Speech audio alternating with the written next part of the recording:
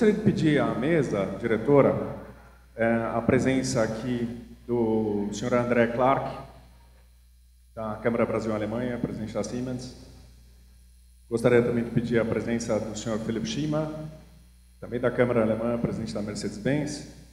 Presença também da futura primeira-dama, quem sabe, a senhora Gisele Bezerra. A presença também do Ingo Plöger, presidente do CEAL. A presença também do Sr. Thierry Fourier, da Câmara França-Brasil. E a presença também do Sr. Ciro Gomes. O Clube Transatlântico e as Eurocâmaras estão realizando esses eventos com os futuros presidenciáveis. Nossa intenção é reunir o máximo possível de pré-candidatos para que nós tenhamos tido o prazer de conversar com o futuro presidente. Nossa intenção é reunir todas as opiniões, das mais variadas, e acolher aqui nossas dependências para encontrar um debate interessante. Eu acho que temos vários assuntos hoje para discutir, que são atuais. E eu gostaria de passar aqui a palavra aos membros da mesa diretora para que possamos dar início à nossa reunião almoço.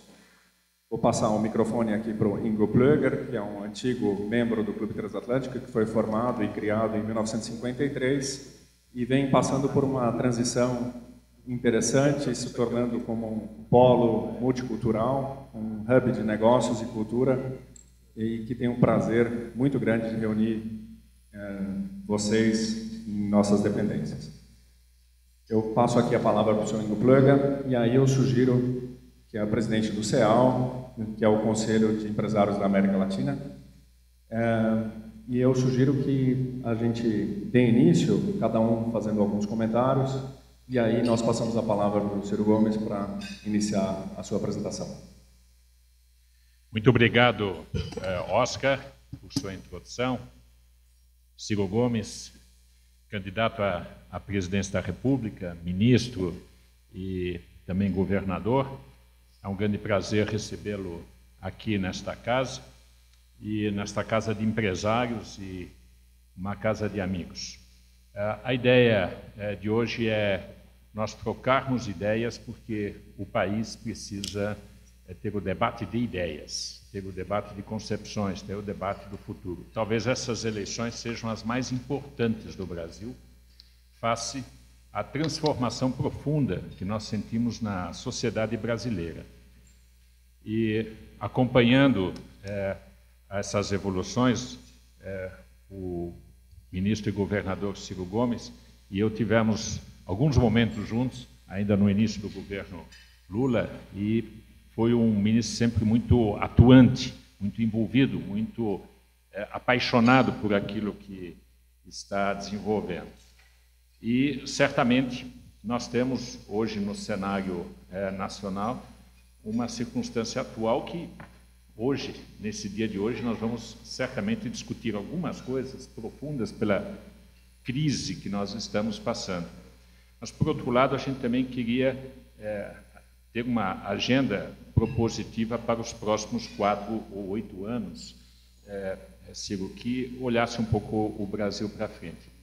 E itens que nos interessam são os investimentos internacionais no Brasil, sua posição em relação a isso, a questão, por exemplo, da integração das Américas, a questão de como é que podemos transformar esse país num país sustentável, livre, aberto, onde a iniciativa privada e a sociedade civil têm um campo predominante no mundo em uma profunda mudança. Então, essa é uma das expectativas. Muito obrigado. Ciro, é um prazer muito grande estar com você hoje aqui. Hoje eu represento a Eurocâmaras, a Câmara Brasil-Alemanha. Este ano tenho a presidência da Eurocâmaras e assim representamos todas as câmaras na idade da União Europeia que estão aqui representadas no Brasil. E como talvez você sabe, hoje este grupo aqui Unido é o maior parceiro comercial do Brasil. Então, a Eurocámaras representa a maior parte do comércio exterior que o Brasil tem. Então, como você deve saber, os últimos anos para nós, empresários, representantes de grandes empresas aqui no Brasil, não foi muito fácil, né? Explicar para as nossas matrizes por que vale a pena continuar investindo no Brasil. Realmente tem sido muito difícil e nos últimos dias até um reflexo do que aconteceu nos últimos 5 anos, todo dia quase com ligação direta com aqui no meu caso na nossa matriz na Alemanha, e realmente ainda o pessoal atende quando eu ligo, mas eu não sei mais por quanto tempo eles vão atender. Então, eu acho que é muito importante hoje a discussão e estou muito curioso também, eu acho que nós estamos muito curiosos de saber o seu posicionamento sobre o futuro, principalmente para grandes empresas que você sabe que pensam em ciclos mais compridos, não pensam sobre amanhã, mas pensam o que vai acontecer daqui a uns 4 anos, daqui a uns 8 anos. Obrigado. Boa tarde a todos. Boa tarde, Ciro. É um privilégio estar aqui na mesa com você. Como sempre, acho que já tivemos, lutamos pelas mesmas coisas nesse aspecto. A minha questão é sobre infraestrutura. A questão de infraestrutura e a questão de resiliência do espaço logístico brasileiro está posto. Estamos vivendo isto agora. Acreditamos profundamente que uma retomada de crescimento passe necessariamente pelo investimento em infraestrutura no Brasil. Então, ouvi um pouco suas ideias sobre isso, algumas eu já conheço e compartilho. Seria um privilégio. Muito obrigado. Boa tarde, senhor Ciro Gomes. Agora, hoje estou representando a Câmara de Comércio França-Brasil, que é a Câmara francesa mais antiga do mundo aqui no Brasil. Já faz 117 anos que a gente atua aqui. Representamos 500 mil empregados e faturamos 500 bilhões de reais no Brasil, só para dar uma ideia do tamanho da nossa comunidade empresarial. Eu gostaria muito de ouvir o senhor falar de 2 coisas que são importantes para nós. 2 fatos extremamente importantes para os investimentos futuros dos nossos associados, seja a previsibilidade e a estabilidade das coisas, de uma maneira geral, e, do outro lado, a competitividade. Estamos muito preocupados com o desempenho em termos de competitividade nos últimos 5 ou 10 anos. Como já falamos na mesa mais cedo, os nossos custos aqui estão quase 30% acima dos custos nos Estados Unidos. Então, é um assunto extremamente preocupante e prioritário para nós. Então, tudo que esteja feito para melhorar a estabilidade e a previsibilidade junto com a melhoria da competitividade seria super bem-vindo, senhor. Obrigado.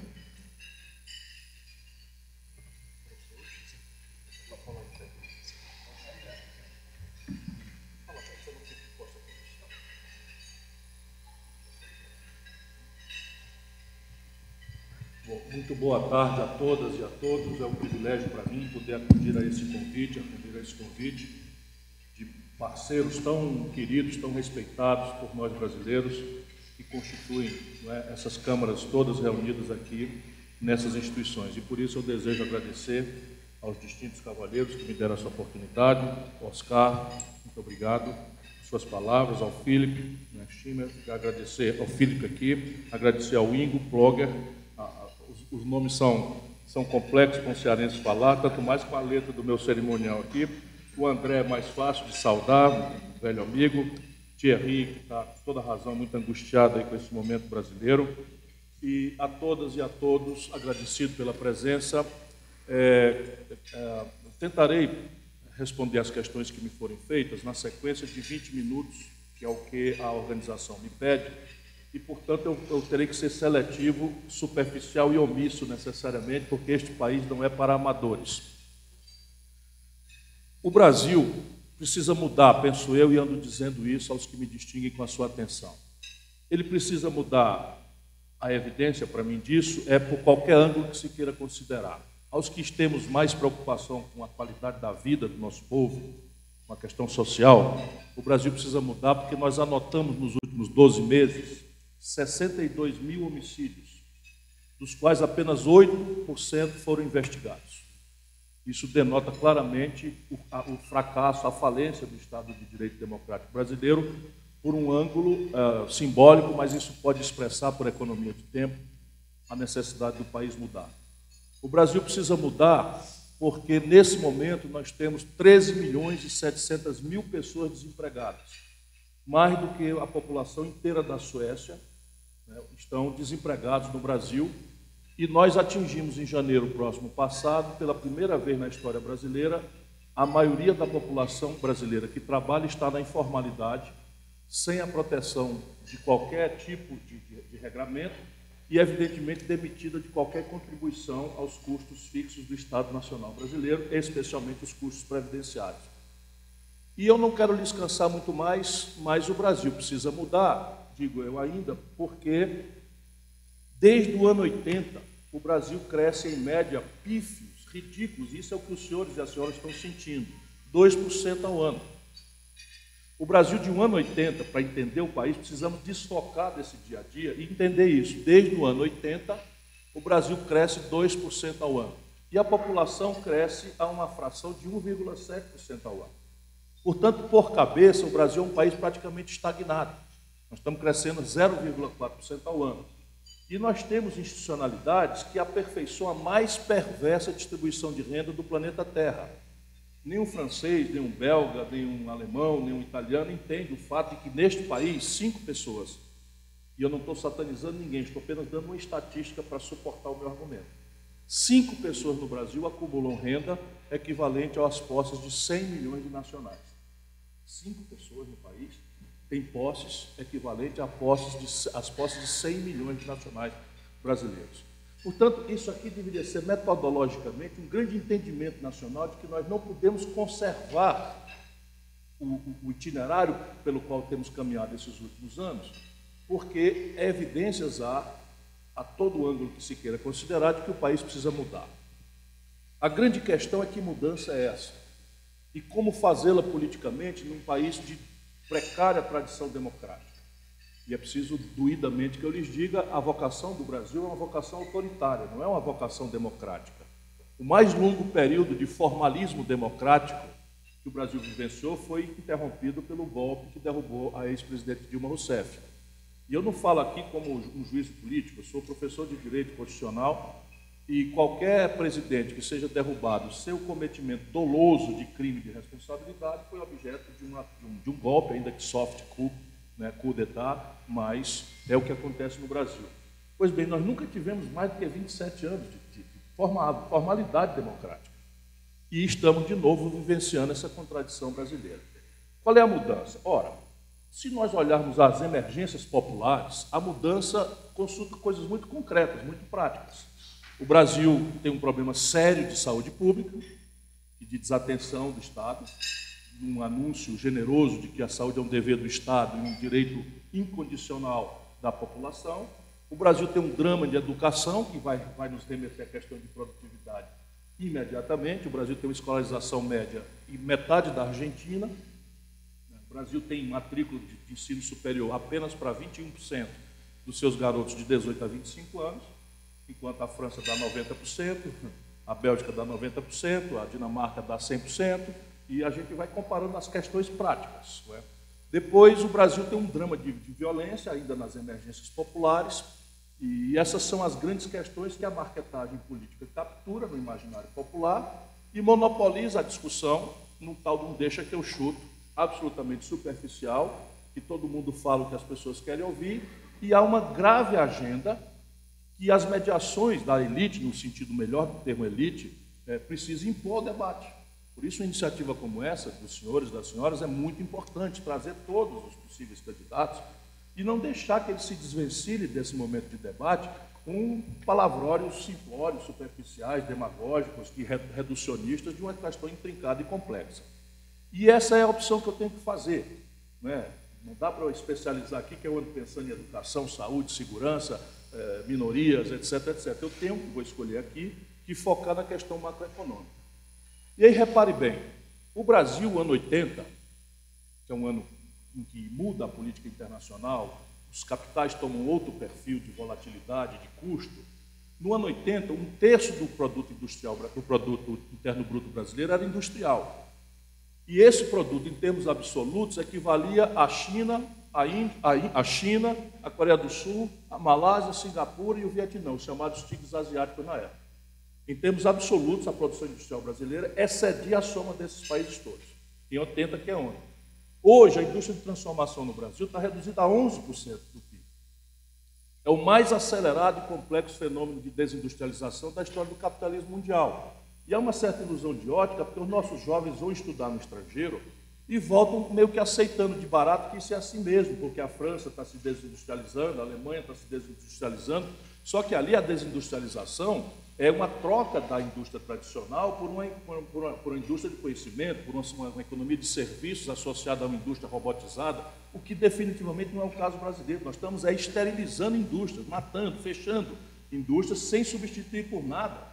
Na muito vã ilusão de que nós vamos pagar nosso modo moderno de aspiração de consumo vendendo commodities a preços ciclicamente altos e baixos, conforme a especulação internacional, conforme a China vai mal, ou vai bem, vai mais ou menos, ou vai lá, e o Brasil vivencia isso. É impressionante como, para entender o Brasil, é só olhar isso. Liga para o seu boss lá, me põe no telefone que eu explico para ele em 3 frases. Não é? É muito simples, é muito simples. E essa é a questão. O Brasil estruturalmente se desindustrializa, e a sociedade brasileira está informada de um padrão de consumo maravilhoso, cuja informação está globalizada, e somente a informação, e nós vivenciamos aqui ciclos de consumo populista insustentáveis. Eu ajudei a fazer o real, como ministro da Fazenda do presidente Itamar Franco. A inflação no Brasil, ao contrário dos manuais de Chicago ou de Oxford, a inflação no Brasil não era uma doença da moeda, a inflação no Brasil era uma negociada. Para o setor público, que era uma espécie de tributo não consentido, e para os setores especulativos, que lá como hoje, reinam numa sociedade que está se deteriorando a olhos vistos. Quando nós cessamos esse tributo, nós imediatamente, em 24 horas, fizemos incrementar a renda do povo, que no dia seguinte se transforma em consumo.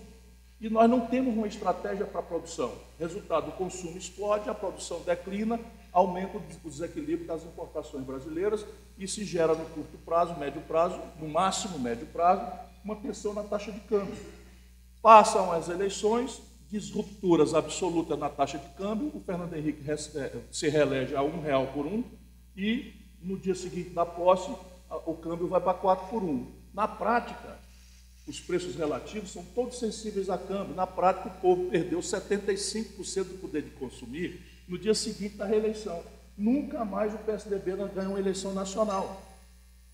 E as pessoas, especialmente aqui em São Paulo, no mundo mais conservador, as pessoas não olham isso com uma certa distância. O PSDB nunca mais ganhou uma eleição nacional no Brasil. E não é porque lhes faltam quadros respeitáveis. São pessoas respeitabilíssimas. Por regra, alguns são mais. Mas, assim, a questão básica é de concepção. Só para os senhores terem uma ideia, aqui no Brasil a gente se toca sem ofender, só para os senhores terem uma ideia, se nós atualizarmos a taxa de câmbio para hoje, no dia que o Lula tomou posse, ela seria R$ 9,20. Can you imagine that? Hoje, se o Lula tomasse posse hoje, a taxa de câmbio seria R$ 9,20. 8 anos depois do Lula, ele entregou ao governo para Dilma com a taxa de câmbio a preço presente, a valor presente, R$ 1,75. O que acontece? Isso multiplica na prática por 4 a capacidade de consumo do povo brasileiro, que fica feliz, mitifica o líder da data, endeusa o líder da data, nunca se politizou isso, e o país não pode produzir desse jeito. Porque com a taxa de câmbio que estimula isso, na verdade, o país está matando a sua competitividade sistêmica no preço central da economia moderna, que é o câmbio. Então, quer entender por que os custos brasileiros estão 30% acima da América? Entenda a taxa de câmbio. Isso depois de a gente entender alguma coisa. Quando a Dilma... Por que o Lula não quebra o Brasil como o Fernando Henrique? Ora, porque na contramão do Brasil, a China operando a taxa de câmbio inversa, explode sua demanda sobre os produtos tradicionais brasileiros e olha os números como são elucidativos. No dia que a Dilma toma posse, nós estamos vendendo uma tonelada de minério de ferro por 190 dólares. No dia que a Dilma é derrubada, a tonelada de minério de ferro está sendo vendida por 38. No dia que a Dilma toma posse, nós estamos vendendo um barril de petróleo por 110 dólares. No dia que ela é derrubada, nós estamos vendendo o mesmo barril a 30 dólares. Então, quando o ciclo de commodities explode, você acha dólar para pagar o balanço, para regularizar o balanço de pagamentos e transformar essa realidade de consumismo felicitante, insustentável, não é? E no dia que as commodities caem, como caíram por conta de 2008, repercutindo na Europa, nos Estados Unidos e depois na China, acontece que os produtos despencam e o Brasil, então, apresenta uma fratura exposta. E aí o filme é o mesmo. A Dilma acaba de se reeleger, mistifica para a população, porque a marketagem não deixa a gente apostar na inteligência do povo, e no dia seguinte da posse, desvaloriza o câmbio de 2 para 4, a população imediatamente sente que perdeu metade da capacidade de consumo, mal acostumada por 8 anos, né, que traz 40 milhões de consumidores ao mercado, imediatamente 19 milhões voltam para o não consumo e passam a odiar o governante que lhe fez essa desfeita, também de forma despolitizada. E aí começam as engrenagens estúpidas, me perdoem, da política e da tecnicalidade conservadora. Quando você desvaloriza a taxa de câmbio, me advirta aí do tempo, por favor, quando você desvaloriza a taxa de câmbio, você introduz uma variável de alta de custos. E isso, então, traz uma miragem de inflação cíclica. Eu chamo de miragem de inflação porque eu já manejei inflação. E não me parece ser a mesma coisa, o mesmo bicho, e eu posso dizer isso porque eu não sou economista, o preço do pão subir porque a farinha de trigo subiu, porque a taxa de câmbio subiu. E aí, como se aparece o preço do pão sobe, o preço do remédio sobe, o preço do eletroeletrônico sobe, o preço de tudo sobe, porque a taxa de câmbio mudou, e a gente brasileiro ataca essa inflação com taxa de juros. Eu não sou economista, mas qual é o efeito de taxa de juros sobre um preço administrado pelo governo como tarifa de energia elétrica? Qual é o efeito da taxa de juros sobre um preço relativo que subiu porque mudou a taxa de câmbio once and for all? Só que a taxa de juros no Brasil produz um resultado fiscal absolutamente falimentar. E este é o ponto. O Brasil, nesse instante, está proibido de crescer, ou seja, querem falar de futuro, o Brasil precisa discutir um projeto nacional de desenvolvimento que supõe uma série de coisas. O projeto, por exemplo, supõe a morte da vã crença neoliberal de que o espontaneísmo individualista do mercado resolve equações dessa natureza. Parênteses, eu não sou filiado à esquerdinha infantil do planeta Terra, muito menos da do Brasil. Eu compreendo a indispensabilidade da iniciativa privada. Eu compreendo o papel absolutamente central da iniciativa privada na promoção do progresso humano. Eu compreendo que não é possível se falar em desenvolvimento sem uma iniciativa privada poderosa, ativa, né, crente, confiante na estratégia de investimento, etc. Fecha parênteses. Isto dito, jamais foi tarefa da iniciativa privada resolver equações de desenvolvimento. Nunca foi na história da humanidade, nunca foi e nunca será. Por quê? Porque é natural que a iniciativa privada, que é melhor do que ninguém capaz de garantir retorno ótimo, alocação de recursos escassos, tenda ao oligopólio, tenda ao monopólio, tenda à distorção do mercado, como está lá em Adam Smith, né? Não estou falando mais nem em Keynes, estou tentando chamar Adam Smith. Mas isto dito, o que está acontecendo no Brasil na prática? Hoje nós estamos proibidos de crescer e aqui é o caminho por onde eu penso começar um projeto novo no Brasil. Primeiro, há um inédito endividamento das famílias e das empresas. Neste momento que nós estamos conversando, mais de 60 milhões de brasileiros estão com o nome negativado no Serasa e no SPC. Portanto, pelo consumo das famílias, não se pode esperar desenvolvimento. As empresas brasileiras estão hoje com um passivo de 2 trilhões de reais, 600 bilhões de reais dos quais caminham aceleradamente para a contabilização como crédito de recuperação duvidosa.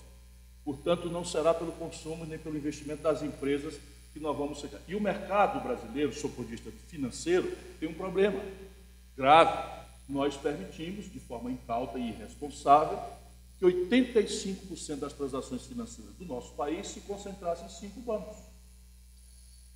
Isto é muito duro de dizer, mas é um fato absolutamente real. E aí você olha a economia inteira indo para o vinagre, a economia inteira sofrendo gravíssimas sequelas, 50% de capacidade instalada ociosa na Mercedes, acabei de ouvir aqui, né, do Philip, não é? E os bancos tendo 14% de lucro real acima do lucro recorde do ano passado. E ninguém quer perceber que tem uma coisa absolutamente errada nisso.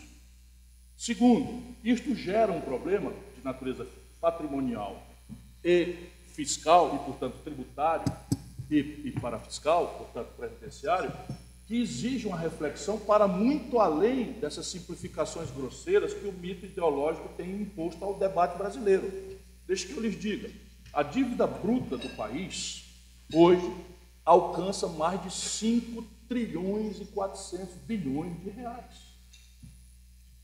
Essa dívida bruta já não seria trivial, porque ela aceleradamente caminha para 80% do PIB, se ela fosse como os manuais de economia de Stanford ou como o manual de economia de Sorbonne, em que se refere dívida a PIB. Por que se refere dívida a PIB? Porque ninguém paga dívida com PIB, você paga com tesouro, com fluxo fiscal. Mas a dívida é referida na literatura a PIB, porque, por regra, a dívida pública, por regra, é de longo prazo.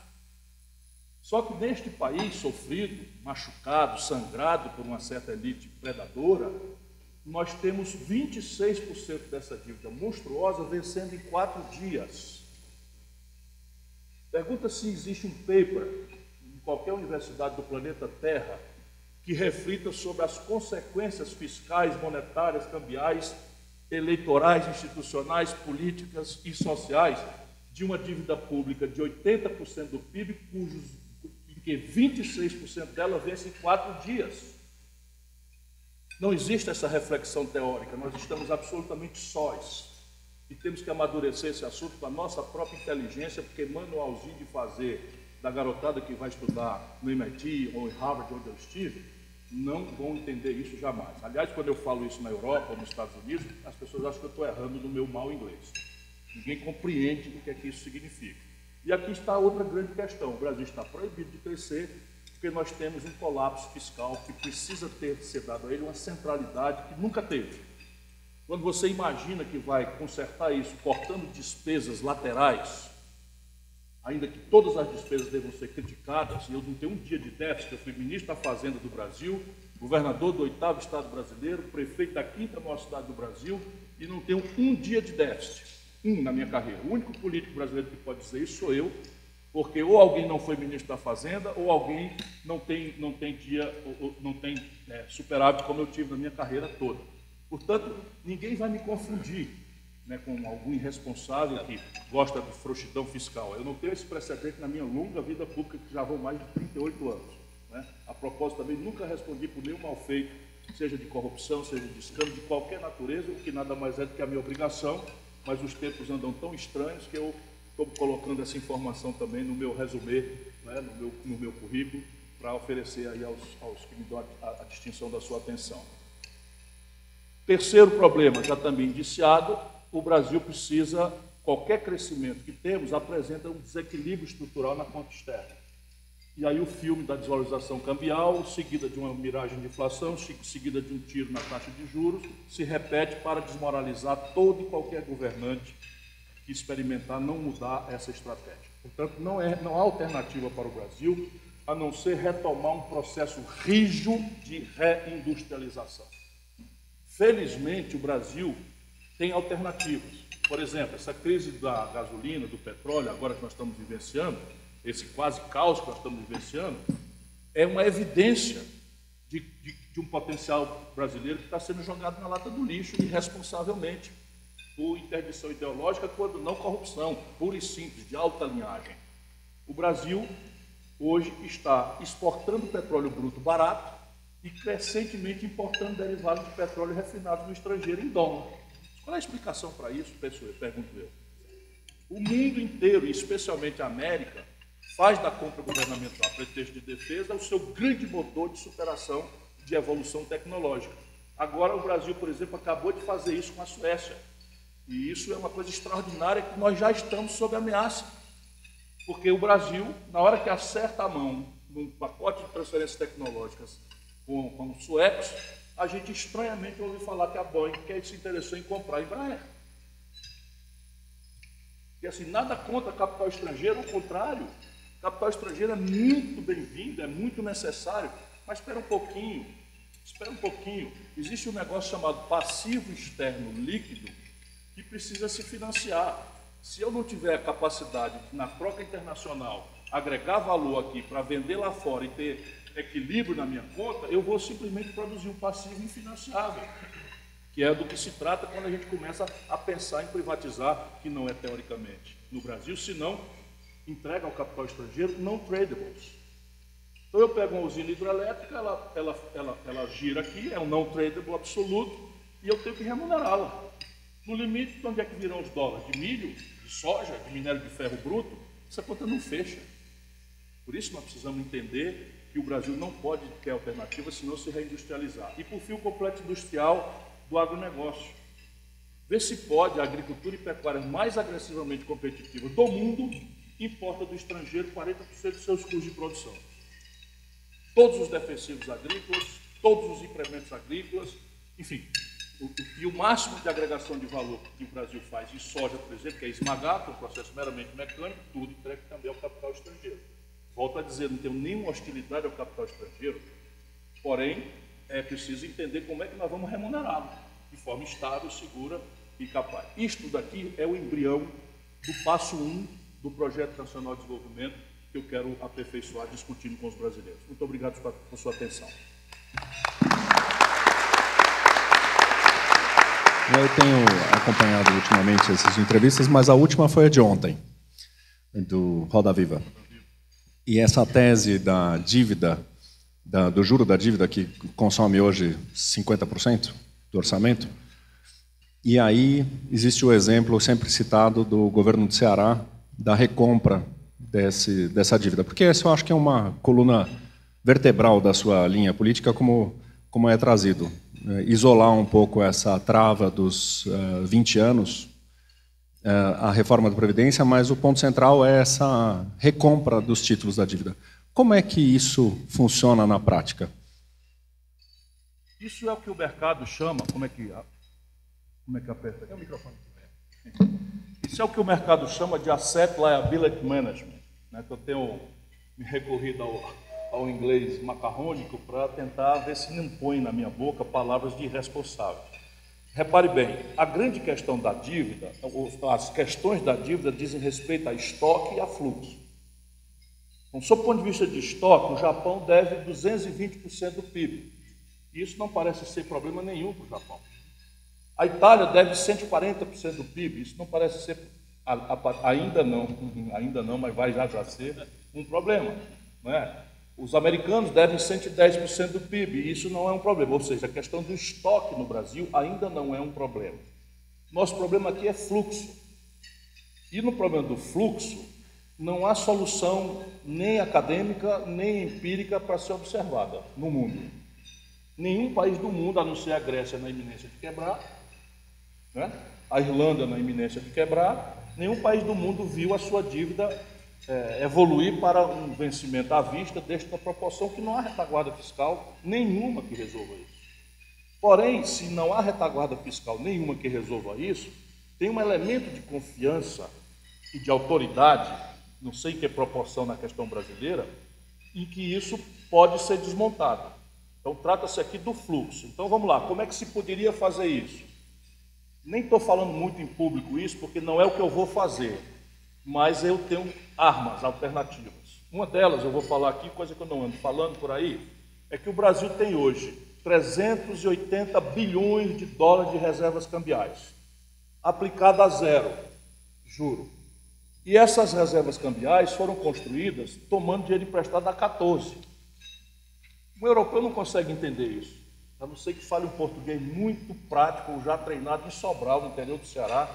Ninguém compreende isso. O Brasil, para tentar manipular a taxa de câmbio em favor da plataforma de consumo, que eu já denunciei aqui várias vezes, insustentável, tomou dinheiro emprestado a 14,25%, converteu em dólar e aplica essas reservas em dólar a zero. Portanto, eu preciso ter 1 ano e meio de importações garantido pelos melhores padrões, mais conservadores de Fundo Monetário Internacional. Eu vou manter 2 anos de importação, e isso me dá ao redor de 180 bilhões de dólares para eu fazer compra de dívida. Se eu mostro ao mercado que eu estou disposto a restaurar a autoridade, a confiança, e vou consertar o meu fluxo, propondo uma reforma fiscal séria, sustentada no tempo, eu consigo demonstrar que eu estou construindo uma sustentabilidade da minha dívida no tempo. Aí eu consigo restaurar a lógica dos manuais da dívida voltar a se comportar com o fluxo em linha com o mundo. Então isso aqui dá mais ou menos para bater 9% da dívida brasileira de uma pancada. O que acontece se eu pago 9% de dívida brasileira numa pancada? Eu superoferto dinheiro, o preço do dinheiro, que é o juro, cai. Os bancos não querem ouvir falar nisso. Portanto, eles querem que o Brasil fique assim. Agora, a primeira providência não é tanto no juro primário, é no juro real da economia, que é outra variável. Quando um francês, um alemão vem investir no Brasil, ele olha, evidentemente, se ele bota $1 bilhão aqui numa fábrica e ele bota em renda fixa, e essa renda fixa rende mais do que a fábrica, ele não vem ou vem para botar em renda fixa. Salvo, né, planejamento estratégico, os chineses estão jogando geopoliticamente. Os chineses estão jogando war, né? Estão jogando war com absoluto brilho, né? E eu sei jogar o war também, né? Então, o que é que acontece? A taxa de juros hoje, na ponta da economia real brasileira hoje, são 41%, meu presidente. 41%, qual é o nível, qual é a atividade produtiva do mundo, na agricultura, na economia real, serviço, indústria, seja o que for, que remunera 41%? Isso é regulatório, isso é concorrencial. Isso está acontecendo no Brasil exclusivamente por conta de cartel. Oligopolizaram-se 5 bancos e os 2 públicos, Caixa Econômica e Banco do Brasil, estão apropriados por esse oligopólio. Eu entro no governo botando esses 2 bancos para concorrer. Imediatamente, vamos competir, porque é o mesmo problema da Petrobras. Mesmo problema da Petrobras. Por que o Banco do Brasil precisa estar no oligopólio dos bancos? Por que a Caixa Econômica precisa estar no oligopólio dos bancos?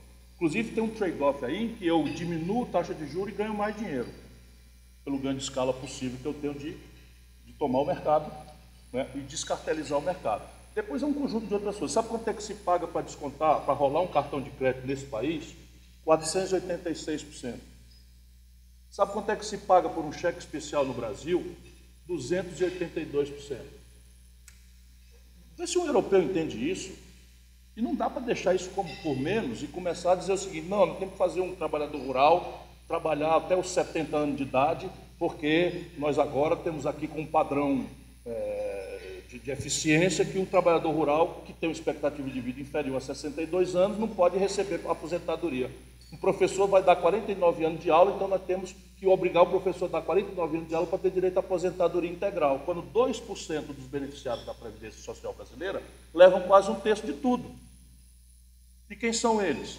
Os juízes, os promotores, sabe, esses chibata moral que dão lição aí, governam pelos eleitos, etc, etc, são eles. O piso do trabalhador, o teto do trabalhador brasileiro é de R$5.000. Quanto é que dá em euro isso? 1.000 euros. 1.200 euros é o teto do trabalhador brasileiro, 1.200 euros. Sabe quanto ganha o setor público? R$40.000. Ou seja, 10.000 euros. E ninguém mexe nisso. E não vai mexer, por quê? Porque está escrito na Constituição brasileira, pelos mesmos, que é irretroativa qualquer lei que insira direitos adquiridos. Portanto, nós temos que botar o pé no chão e resolver o problema de criar um sistema novo de capitalização, que tem uma transição difícil para fazer, mas eu vou propor. E esse é o grande debate que o Brasil precisa impor, porque o resto é conversa mole. Você tocou num assunto que já me passa aqui, eu vou passar a palavra já para o Ingo. O Ingo é um convidado do clube para um evento que nós realizamos e vamos realizar esse ano novamente, logo depois da eleição, que é uma rodada, um brainstorming, onde nós falamos sobre as perspectivas dos próximos anos.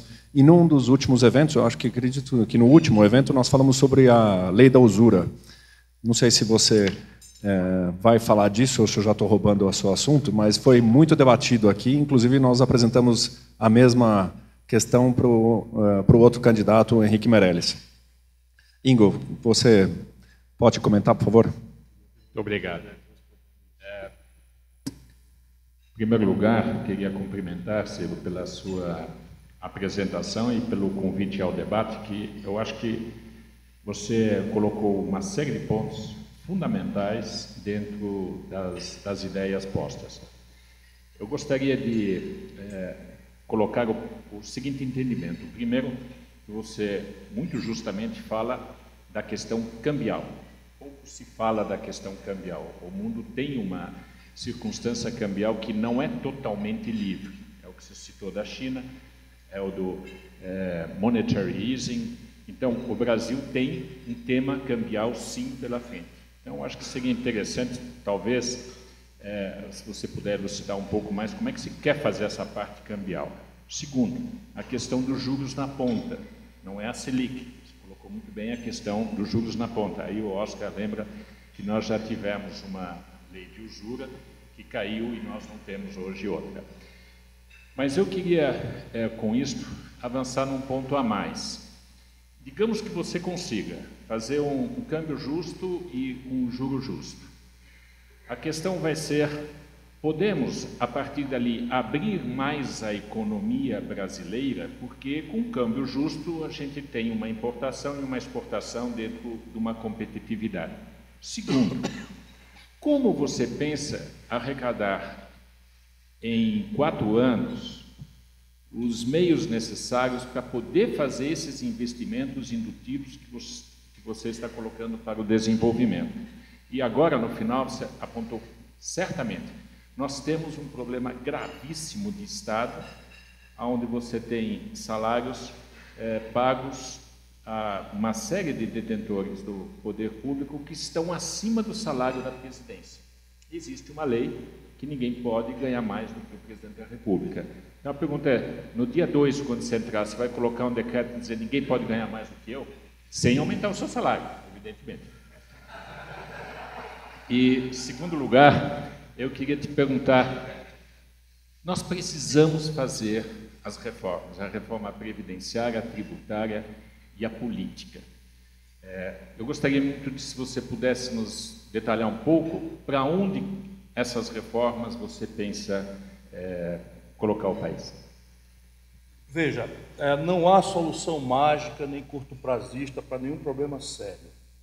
A questão básica aqui é que o próximo governo tem que ter a audácia de propor um projeto nacional de desenvolvimento, e projeto supõe planejamento, supõe afirmação de objetivos nacionais, vamos dizer, centrais, tipo, eu imagino que o Brasil devia se recelebrar e deveríamos nos impor a tarefa de sermos, assim, uma França, do ponto de vista de indicadores socioeconômicos, em 50 anos. Minha equipe está estressada para isso. Então, o Brasil deveria ser uma França, do ponto de vista de indicadores socioeconômicos, em meio século. Como é que estamos hoje? E aí começam as especializações. Então, quantas matrículas de garotos de 18 a 25 anos a França tem? Tem 90%. O Brasil tem 21%. Então, quanto nós vamos fazer em 40 anos, em 30 anos, em 10 anos, em 5 anos? E qual é a parte que me toca desse imenso latifúndio para fazer agora? Quais são os padrões sanitários da França? Expectativa de vida, de mortalidade infantil, etc, etc. Não quero ser chato, mas é mais ou menos como a gente faz no Ceará. Desculpe aí eu dizer isso, um dos estados mais pobres do Brasil, nós temos coesão política e nós estamos fazendo isto.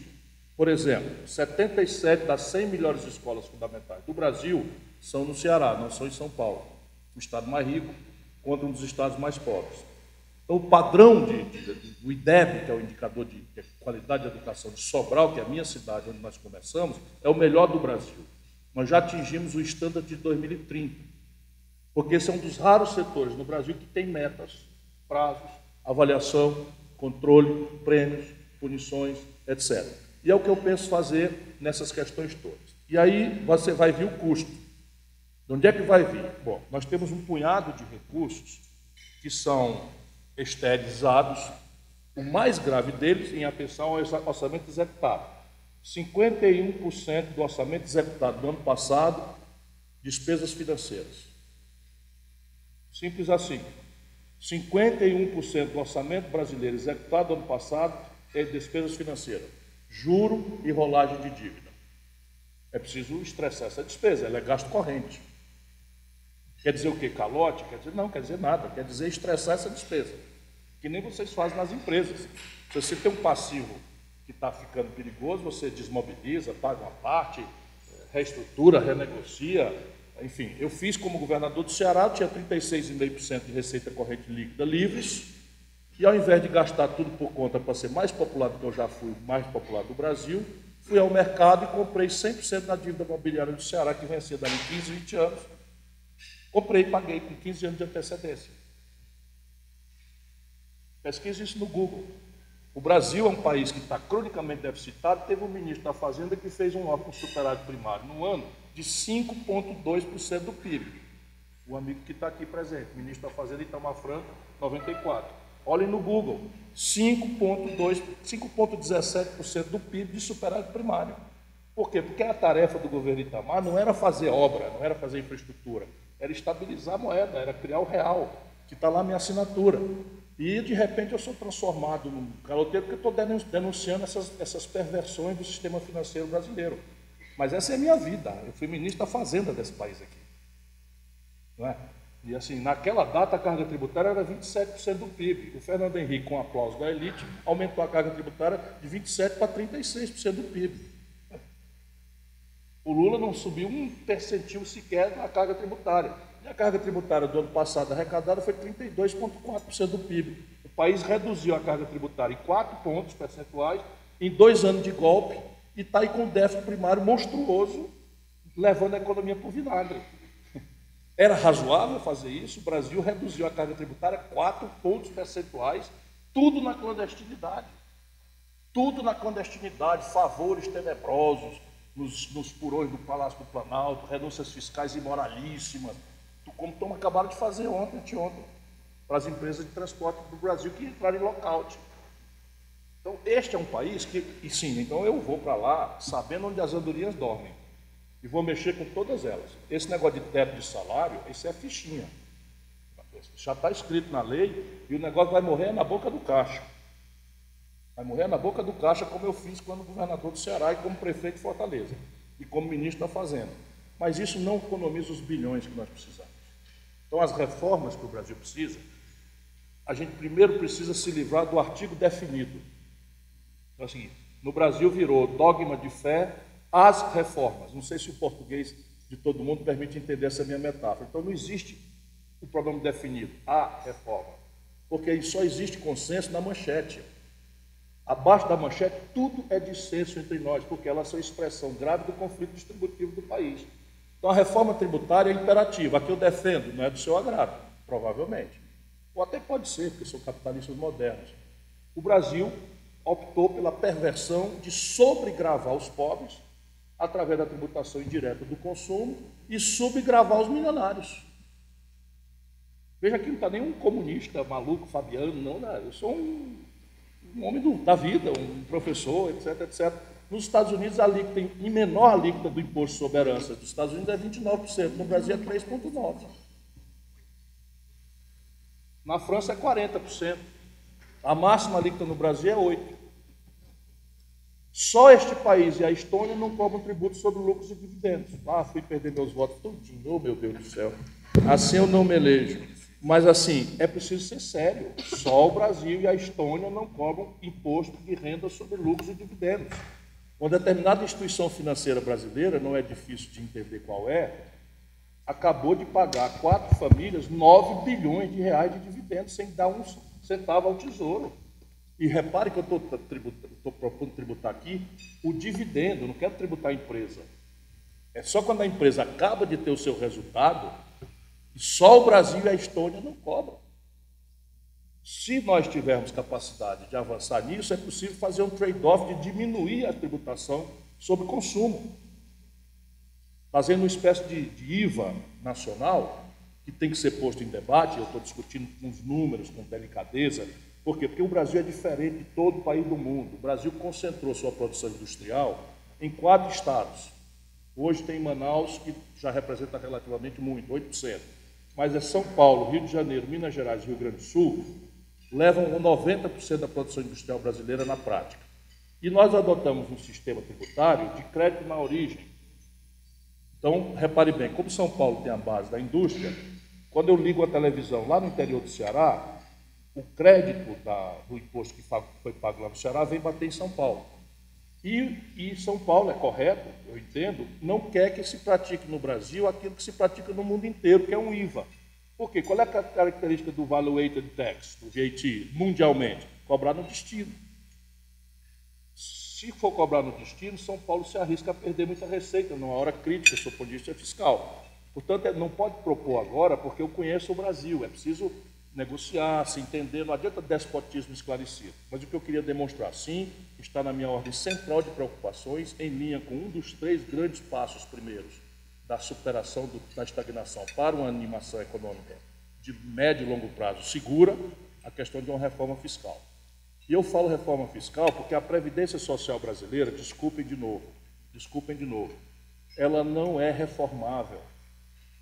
Deixa eu explicar para os senhores e para as senhoras, que não são obrigados a compreender, que entram na propaganda dos jornais, etc., que por sua vez fazem o que o governo quer que faça.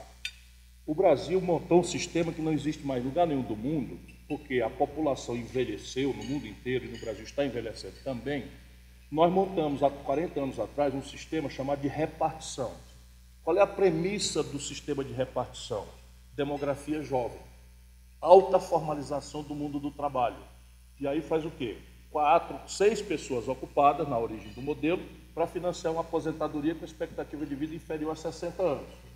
Hoje, por informalidade, mecanização, automação, robótica, desemprego aberto de massa, uma série de fatores, o Brasil tem 1,5 trabalhador ocupado para financiar um aposentado com expectativa de vida que já excede a 73 anos. Esse sistema é irreformável, ele morreu. Portanto, vamos pegar aqui o exemplo da reforma Temer, contra a qual me levantei agressivamente.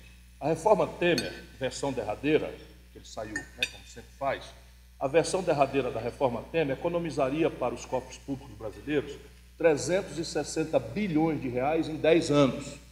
Sabe quanto foi o déficit da Previdência no ano passado? 180 bilhões de reais no ano. Portanto, não tinha reforma nenhuma acontecendo, era só uma amargura a mais, completamente impraticável, que não passa nem aqui, nem no parlamento da Suécia, nem da Dinamarca, nem da Noruega, e eu não absolvo as deformações graves do parlamento brasileiro. Mas simplesmente não é justo, simplesmente não é correto, e não há parlamento do planeta Terra que vote contra interesses populares, preservando privilégios dessa natureza. Por quê? Porque o privilegiado vai lá para dentro do gabinete, bota a faca no pescoço do deputado, ameaça ele como juiz, ameaça ele como promotor, ameaça ele como general, nós estamos no Brasil, e para preservar as coisas, e as crianças que seriam beneficiadas no futuro estão na rua jogando bola de gude. É preciso ter realismo. Então, o que é que eu estou propondo? Um regime novo de capitalização, que todo mundo sabe como funciona. Você, ao invés de arrecadar e pagar, você hospeda a arrecadação, todas as fontes, numa conta individual, aplica essa conta individual associando, elevando a formação bruta de capital do país, que é criticamente muito baixa. Essa é uma obra de fundo que o país tem que trabalhar, que é levantar a adicionalidade de maneira a estimular a formação bruta de capital mais elevada, porque jamais também sustentou esse desenvolvimento com base no capital dos outros. Também não há esse precedente na história da humanidade, salvo a América do Norte, para quem o conceito de poupança é meramente um papel pintado de verde, e quem achar ruim leva bomba na testa. E isso não está disponível para nenhum de nós outros, seja por responsabilidade, seja por impotência. Então, é simples de entender. Então, o Brasil tem que levantar a formação bruta de capital, e o grande caminho é organizar um regime de capitalização na Previdência.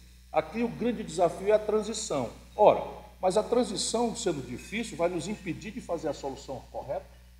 Eu agora estou dedicado a propor uma transição. E me parece que eu estou achando o caminho. Por enquanto, ainda não está pronto, são cálculos atuariais sofisticados, mas a ideia é que você tenha uma transição com 3 regimes simultâneos. Segrega da Previdência Social tudo que for benefício de não contribuintes.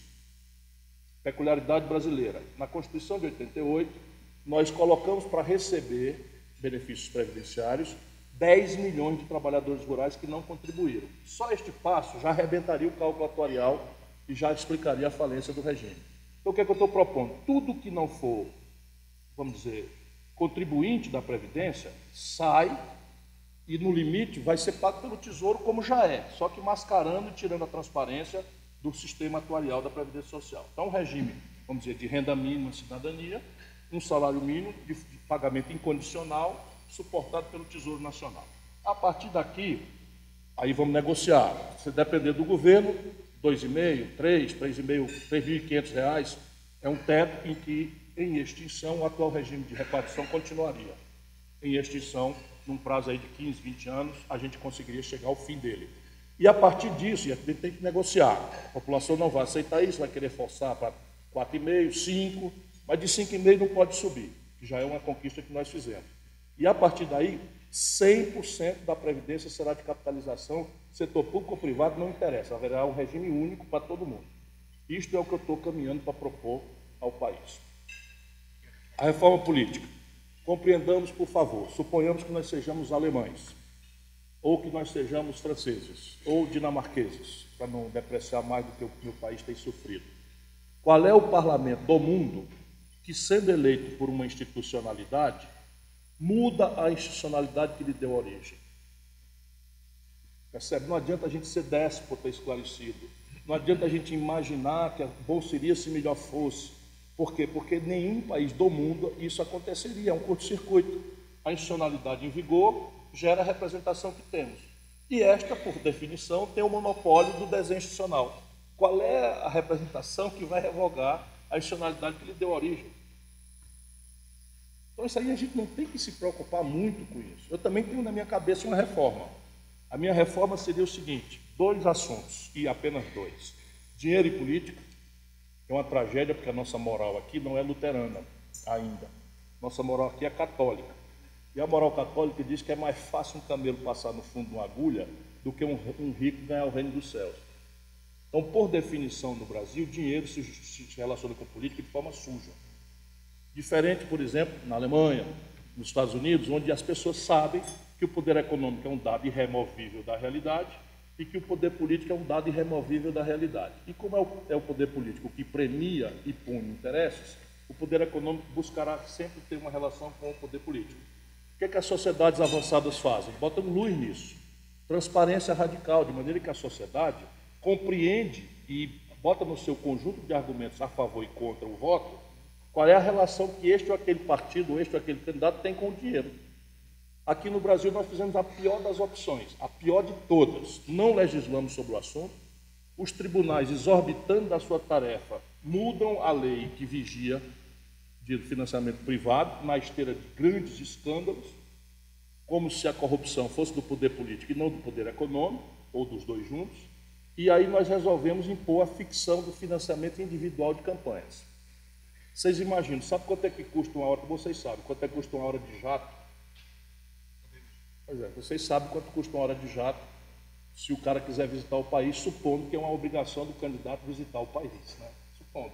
Eu suponho que a virtualização da internet e da televisão não deveria bastar, o candidato devia visitar o país. Então você chega aí numa campanha que vai custar 100 milhões de reais e vai conseguir de uma população de 207 milhões de pessoas, R$1 de cada um. Para um candidato, ou para 10, 12, 18 candidatos. Então isso é um absurdo completo. Então é preciso abrir o debate sobre como fazer, né? E a segunda grande questão é o recall, que é dar ao poder popular controle sobre o exercício dos mandatos e não sobre sua mera origem. Porque hoje a grande angústia do povo é basicamente essa: a ladroeira e o descompromisso do político depois da eleição com a agenda com a qual ele se comprometeu e a impotência absoluta do povo mexer nisso. O resto tanto faz. Digo rigorosamente, o resto tanto faz. Eu fui deputado federal, foi o pior momento da minha vida. O mais votado do Brasil, nunca mais quis entrar ali. Minha vocação definitivamente não é para aquele monstrengo que nós montamos ali no Brasil. Pois bem, na data, os alemães, o parlamento alemão mandou nos visitar aqui uma comissão, como era omitida a cientista política e tal, foi a mim que tocou essa honra de receber uma delegação do parlamento alemão. E a grande questão dos alemães era: o Brasil tem o sistema mais moderno do mundo em matéria de renovação, de facilitar a renovação do parlamento, que é o sistema proporcional. Nós, na Alemanha, diziam eles para mim, temos um sistema distrital misto e a idade hoje média do parlamento é de 72 anos. E não renova ninguém. Então, reparem, não adianta regra. O problema é praticar a democracia. Todo sistema é bom e todo sistema é ruim. O grande problema do Brasil, sob o ponto de vista de reforma política, é dinheiro e política e controle social sobre o exercício dos mandatos.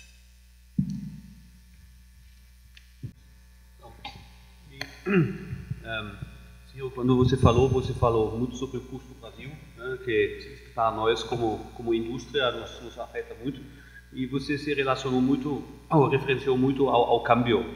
Então, quando a gente olha o nosso passado, a nossa empresa tem 60 anos aqui, a gente percebe até que o câmbio para nós não é um fator tão relevante, porque a gente tenta ter um equilíbrio entre importação e exportação, e aí um câmbio ruim, às vezes você tem vantagem na importação, mas na exportação você consegue compensar. E a nossa história mostra que quando o câmbio foi forte no Brasil, o mercado interno foi forte.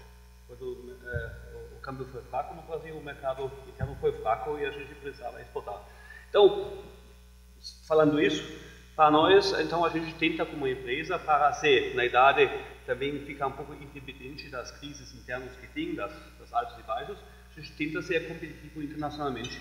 E aí a gente percebe, então, qual é o problema do custo Brasil, do nosso ponto de vista. Então, nós temos, do nosso ponto de vista, três assuntos. Que é muito forte em infraestrutura, parte logística, que nós temos custos em dobro a outros países, né? A gente perde muito com qualquer país de concorrência, por exemplo, hoje a China, a Índia é a nossa concorrência no mercado internacional. Segunda coisa, a parte tributária, a gente exporta tributos para fora, né? A gente não tem, o Brasil não tem uma política para exportação, mas também o terceiro ponto é o custo de trabalho. E o custo de trabalho, eu não falo do salário dos funcionários, eu falo muito mais dos encargos sociais, como uma parte, mas também o custo que nós temos, que hoje, no nosso balanço, um dos maiores custos que nós temos é com casos trabalhistas. Então, hoje a Mercedes, eu acho que dentro da Daimler, dentro do grupo, nós temos no Brasil 95% dos casos mundiais, casos trabalhistas, temos aqui no Brasil 5 mil mais ou menos, né? Apesar que nós sempre temos um sindicato forte aqui, a gente tem tudo um acordo coletivo firmado com o sindicato, então no fundo a gente está até bem estruturado, uma disciplina alemã tem sempre ter um relacionamento bom com o sindicato. Agora, recentemente, então, a gente foi aqui aprovado uma reforma trabalhista que, do nosso ponto de vista, pelo menos melhorou em alguns aspectos. Aí, pelo menos, queria ouvir um pouco a sua opinião sobre a reforma trabalhista, e porque ouvi, não sei se é verdade que você falou, não, você não gostou da reforma e até queria voltar para trás. Para nós seria um retrocesso bastante forte nesse sentido, porque uma coisa que a gente preza é que o acordo que nós temos com o nosso sindicato vale mais do que perante a lei. Isso é um dos pontos mais fortes agora da reforma trabalhista. Então, eu queria pedir um pouco a sua reflexão sobre isso. Antes de você responder, Ciro, eu queria só te pedir para você tentar responder mais rapidamente, porque nós temos aqui mais dois que vão fazer perguntas, e depois eu gostaria de também abrir para algumas perguntas. Nós temos agora 2 horas, o combinado era até umas 2h30, então só para a gente também ter atendidas aqui as necessidades dos nossos convidados. Eu quero perguntar, sem que ninguém precise responder, só para a gente botar a mão na cabeça e pensar um pouco, se é mesmo o custo do trabalho no Brasil um fator hostil à nossa competitividade estrangulada. Quero perguntar isso, porque não é. Eu estou absolutamente seguro que não é, porque até a China passou o Brasil por custo de hora trabalhada. O que não dizer da Alemanha, que é a hora trabalhada mais cara do mundo e não por acaso pela raça, pelo valor, pelo talento, pela produtividade, é a economia mais admirável do planeta Terra, do meu ponto de vista. O que, entretanto, não quer dizer que o Brasil não precise modernizar a sua regulação do trabalho. Então, nós temos uma legislação relativamente antiga, muito prolixa demais, se mete em todo tipo de detalhe, e criamos uma coisa que virou um monstro, que comete muitos abusos embora seja uma razão boa a existência disso, que é a Justiça do Trabalho. Então, o que é que eu pretendo? Eu não me insurjo contra uma reforma trabalhista. Pelo contrário, eu quero propor, entre um conjunto de reformas, uma reforma da legislação trabalhista brasileira. Eu não posso aceitar essa por 3 razões. Primeiro, a oportunidade. Segundo, o processo. Terceiro, algumas questões de mérito. A oportunidade. O Brasil está com, como eu disse aqui no começo, 13.700.000 pessoas desempregadas. E você fragilizar a proteção do trabalho numa hora em que a classe trabalhadora está completamente fragilizada, não é honesto. Não é honesto. Então, não é hora de enfraquecer a proteção do trabalho. Segundo, a questão do processo. Não sei se acompanharam, mas eu sou funcionalmente obrigado a acompanhar. Essa reforma trabalhista que foi aprovada no Brasil foi proposta pelo senhor Fernando Henrique Cardoso em 1993. 1993. O atual presidente da Câmara, chama ele aqui, que ele é um dos ilustres opositores aí, né? Pergunta se não é verdade o que eu estou dizendo, porque ela já tinha tramitado na burocracia infernal do Parlamento brasileiro, que tem 20.000 proposituras pendentes de deliberação e vota 2 por semana, ou seja, se não houver nenhuma iniciativa nova, o Brasil precisará de 10.000 semanas para limpar a agenda do Parlamento, que é uma excrescência. Pois bem, o Rodrigo, por oportunismo, pega esta reforma de 93, que já tinha rodado nas comissões, e bota para votar, na pressa de oferecer uma resposta cripto-reacionária ao mundo empresarial brasileiro, que não precisou ler, não leu, não quis ler, e eu tenho certeza que o senhor, por exemplo, não leu também. E aí, o que é que tem nessa reforma, por exemplo? Aí, razões de mérito, eu digo no terceiro argumento. Aí, essa reforma passa na Câmara e vai para o Senado. Quando chega no Senado, os conservadores, minimamente civilizados, tipo o meu amigo Tasso Gereissati, presidente, dono da Coca-Cola do Brasil, ninguém vai suspeitar que o Tasso não seja um conservador, em linha com o melhor interesse empresarial, etc., uma pessoa de grande valor.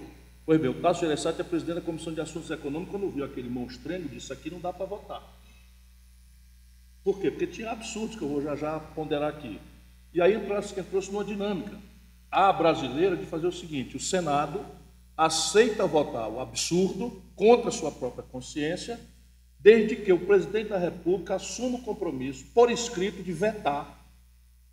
Veja um absurdo: o parlamento vota contra a sua própria consciência, contra um compromisso do presidente da República, por uma carta escrita que está no processo, de que ele, presidente, vetaria aquelas aberrações que os senadores minimamente civilizados viam naquela reforma. E assim foi votada a reforma trabalhista brasileira. No dia seguinte que ela foi votada, o Maia lá, o Rodrigo Maia, disse: não aceita o veto. E o dito pelo não dito e o escrito pelo não escrito ficou por assim mesmo. Ou seja, essa reforma que está aí é uma fraude. Agora, no mérito, está escrito nesta reforma que um patrão descuidado certamente jamais seria a Bosch, ou jamais seria a Mercedes, ou jamais seria, não é, uma empresa que tem compliance, que já compreende que o século XIX acabou, o XX também, mas está escrito lá que um patrão pode locar uma senhora grávida em ambiente insalubre. Está escrito na reforma dita trabalhista brasileira que um patrão pode. E a maior das aberrações, permitiu-se o trabalho intermitente com remuneração abaixo do salário mínimo. Mas está escrito lá, e do dia que ela entrou em vigor para cá, o Brasil destruiu 580.000 postos de trabalho formais. Como? Um garçom, que era obrigado a ser contratado com um salário mínimo, fica agora contratado sazonalmente para quinta, sexta, sábado, e ele ganha menos do que um salário mínimo. E para completar o ganho, a contribuição previdenciária tem que tirar do bolso. O nome disso é selva. E o século XX não pode retroceder ao século XIX. Então esta porcaria, se eu for presidente da República, será revogada na ambiência de um grande debate sobre a modernidade que queremos. E a modernidade que queremos, se depender deste brasileiro aqui, vai proteger o trabalho na relação desigual, da sua relação desigual com o capital. Pretendo corrigir esses abusos na justiça do trabalho.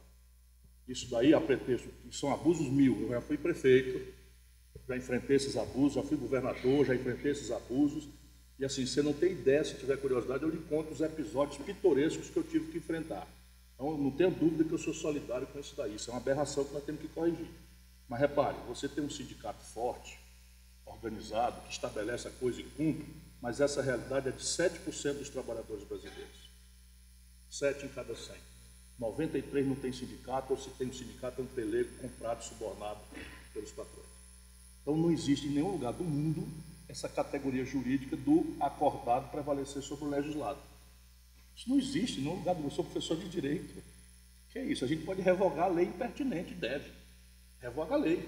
Se a lei é impertinente, vamos mudar a lei. Agora, você sobrepor a lei, um acordo entre uma parte poderosa e uma parte frágil, estou falando do mundo do trabalho brasileiro, não da relação da Bosch com o seu sindicato aqui em São Paulo, que eu sei que deve estar obedecendo os padrões de compliance alemão. E eu estou feliz com isso, bastante feliz, mas isso é absolutamente excepcional no Brasil. Ciro, a poupança de uma sociedade, em geral, é melhor aplicada em infraestrutura. Lamentavelmente, o Brasil perdeu, acho que desde a década de 80, a capacidade de planejar sua infraestrutura. Perdeu, portanto, a capacidade de investir em infraestrutura. A infraestrutura como um investimento da sociedade e não simplesmente uma obra. Um pouco das tuas visões sobre infraestrutura, por favor. Bom, toda pergunta brilhante já traz a semente da resposta. O problema brasileiro cai naquele preço central da economia, que é o financiamento. Então, assim, qual é o elemento de infraestrutura, seja qual for, porto, aeroporto, saneamento básico, moradia, enfim, seja o que for, ferrovia, cuja taxa interna de retorno remunera 41% por ano.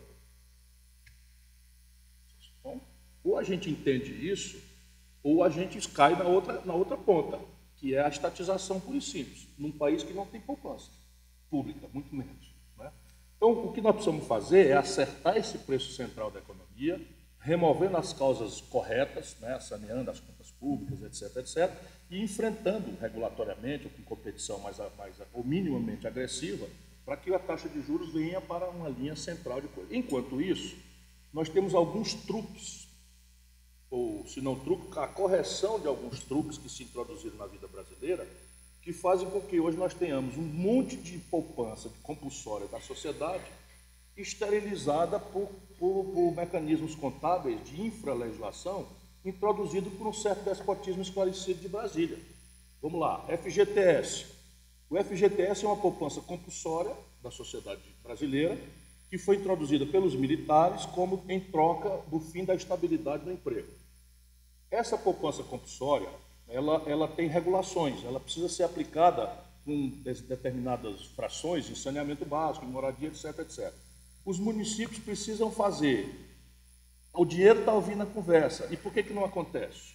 Não acontece porque algum burocrata em Brasília resolveu fraudar a contabilidade pública e diz o seguinte, que o município que tomar um crédito, eu contabilizo o passivo dele a tempo presente, ainda que a característica desse funding seja 5 de carência e 20 para pagar. Se eu mudo essa regrinha e passo a contabilizar por fração, paga ou não paga no ano, eu liberto aí 200 bilhões de reais para saneamento básico. Quando você tem ferrovia, o Brasil está na mão dos caminhoneiros e eles são 30% autônomos e estão desesperados porque o frete não paga mais os custos de uma política fraudulenta de preços. E o lockout dos empresários tem 70% desse mercado. E é preciso separar um do outro, porque são duas agendas distintas, se a gente tivesse o governo. Mas repare, o Brasil tem projetos ferroviários na metade do caminho. Eu era presidente da Transnordestina, estava avançando 1 km por dia com 5 mil operários trabalhando. Já estou com os trilhos tudo estocado. Imagina o custo disso. Eu importei trilho, o Brasil produzia, não produz mais. Importamos trilho da China e da Polônia. Estão lá em Salgueiro, né? Sujeito, imagina o prejuízo que está acontecendo. Tem uma fábrica de dormentes parada e tal. Tudo isso está lá e simplesmente o governo não faz a contrapartida, que é uma concessão, mas precisa ter crédito. Precisa ter por quê? Porque com dinheiro privado não se faz. A Norte-Sul está do mesmo jeito, a Leste-Oeste na Bahia está do mesmo jeito, a Ferronorte está do mesmo jeito, e os outros projetos, uma bioceânica com os chineses, está parado. Enfim, o Brasil não tem estratégia. Não tem estratégia nenhuma. E tudo que é de curto, médio, ou tudo que é de médio prazo no Brasil está parado. E aqui você tem um trade-off para decidir. Por exemplo, a Transnordestina não tem carga hoje. Mas na hora que ela entrar, explode a produção de biomassa, de todos os derivados de reflorestamento, uma mina de ferro, gipsita e gesso lá de Araripina, sem se falar na explosão da fronteira de grãos do Matopiba, que é o interior do Maranhão, Piauí e Tocantins. Ou seja, o papel detonador de cargas que o lançamento ex-ante da infraestrutura tem. E o neoliberalismo não acredita nisso, porque diz que o mercado é que vai resolver. Quando foi assim em qual lugar do mundo? Essa é a grande questão nossa.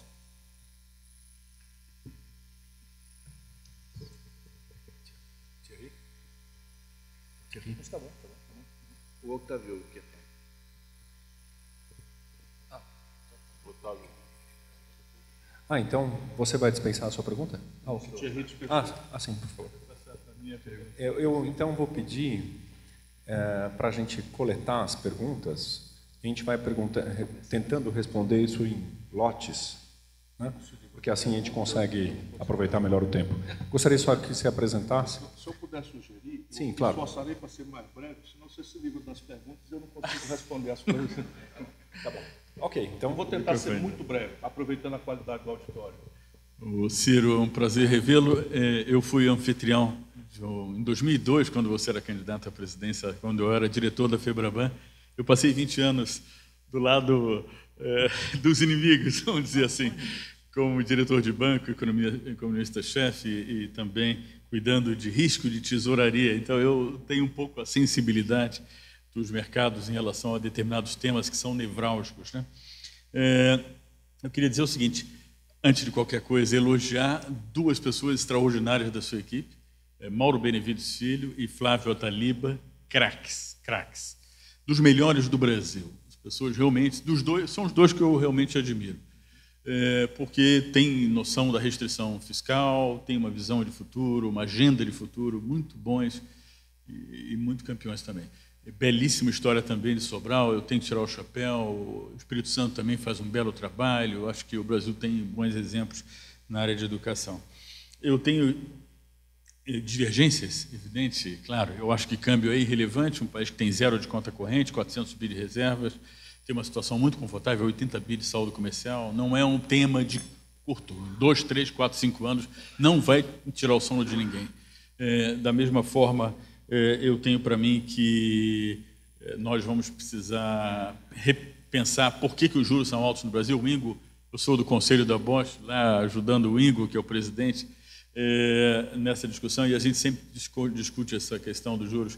Eu, como ex-diretor de banco, posso lhe garantir que a gente tem que entender por que os juros são altos no Brasil, na medida em que, acredite, os bancos não ganham dinheiro com crédito no Brasil. O banco ganha dinheiro com serviços, com seguros, com tesouraria, com serviços em geral, fundos, e nós temos um custo do capital imenso e os bancos não ganham. Eu participei de comitês de risco de banco, de crédito, eu afirmo, quer dizer, não é a fonte relevante. Então, o combate ao juro na ponta tem que ser bem estudado. Por que o custo do capital é tão alto no Brasil e o banco não é a parte relevante, é a parte mais modesta do ganho do banco, é o crédito. Ele ganha dinheiro com outras áreas. Mas é só um tema para reflexão, eu acho que é tema de agenda, realmente. Eu tenho dito também em algumas palestras, eu não me apresentei, eu sou Otávio de Barros, sou, por acaso, vice-presidente do Thierry Fournier, da Câmara Francesa, e ex-diretor do Bradesco e empresário agora na área de inovação. Eu tenho dito em várias palestras que o presidente dos sonhos do Brasil, ele tem que ter 4 predicados. Primeiro, que seja um cara inspirador, que inspire as pessoas em relação a que país que nós queremos. Eu acho que você faz um esforço nessa direção. Que seja o segundo predicado, que seja alguém que seja agregador. Nada de nós contra eles, vamos governar para todo mundo, o Brasil tem que construir alguma coesão. Terceiro predicado, alguém que seja reformista convicto, do ponto de vista de entender que o Brasil sem reformas vai para o abismo, É uma situação dramática. A Previdência, você sabe, apesar da sua proposta, eu acho que é inexequível no curto prazo, mas a médio prazo é o futuro, mas porque o custo de transição é insuportável. Você conhece o custo? Conheço. A cada ano são 58 bilhões a mais o déficit da Previdência. É muito. São 2 bolsas de famílias a mais do déficit da Previdência por ano. Mas eu não vou entrar em polêmica sobre isso. Eu até tenho simpatia sobre a questão da capitalização, mas eu acho que o desenho da transição tem que ser muito... Precisamos a pergunta. Só para terminar, o terceiro predicado é reformista e o quarto, que é o mais desafiador, e eu queria a sua opinião, um presidente que tenha capacidade de articulação no Congresso para aprovação das reformas. Então, inspirador, agregador, reformista e com capacidade de articulação. Eu queria ver a sua visão a respeito dessa última parte em particular, que me preocupa bastante, que o Brasil precisa de aprovar coisas que são importantes para o futuro.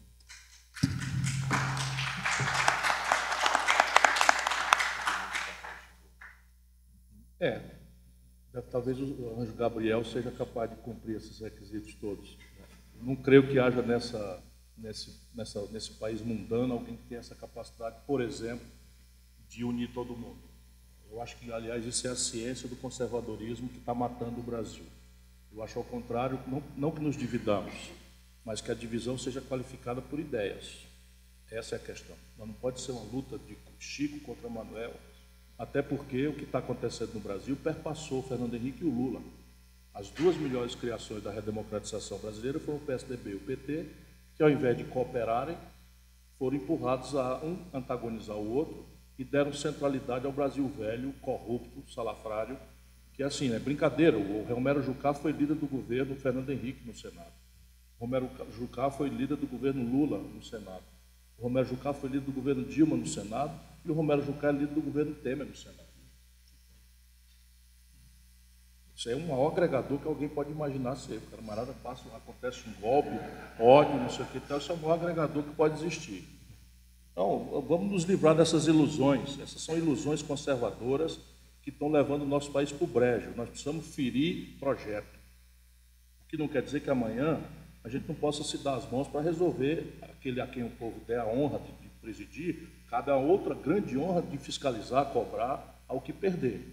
Coisa que eu, por exemplo, posso dar exemplo. Eu fui candidato e ajudei o Itamar a fazer o Real contra o PT, ajudei o Lula a governar contra o PSDB, porque considerei, não tendo eu tido a sorte de governar o país, eu cooperei todas as vezes. Agora, repare bem, a grande questão do Congresso Nacional, se a gente também não entender, a gente tendo um diagnóstico errado, a terapêutica vai errar. Não é questão de habilidade, de capacidade de agregação, porque você vê o Congresso com o Fernando Henrique, primeiro governo, absolutamente dócil, que faz o que o Fernando Henrique quer e bem entende, e ele só faz passar a reeleição. Não propõe reforma nenhuma. Depois você tem um Congresso, governo Lula, absolutamente dócil, absolutamente generoso, faria passar qualquer coisa que o Lula pedisse, e o Lula não propôs reforma nenhuma estrutural que eu estou falando. Fernando Henrique II é a mesma pessoa, charmosa, agregadora, não sei o que e tal, o país entra no tumulto que entrou, e ele perde a eleição para o Lula. Depois o Lula demora um pouco mais, a Dilma cai no Congresso, que foi totalmente dócil. Então vamos entender que o buraco está um pouquinho mais profundamente embaixo. Qual é a questão? A questão é que nós adotamos um modelo presidencialista à americana sem sermos norte-americanos. Qual é a diferença substantiva, ou são 2 diferenças substantivas? A primeira é que o sistema jurídico norte-americano é o dito direito consuetudinário. Você não tem uma Constituição rígida que exige consenso de 3/5 do parlamento em 4 turnos de votação para mudar. São os tribunais que vão mudando.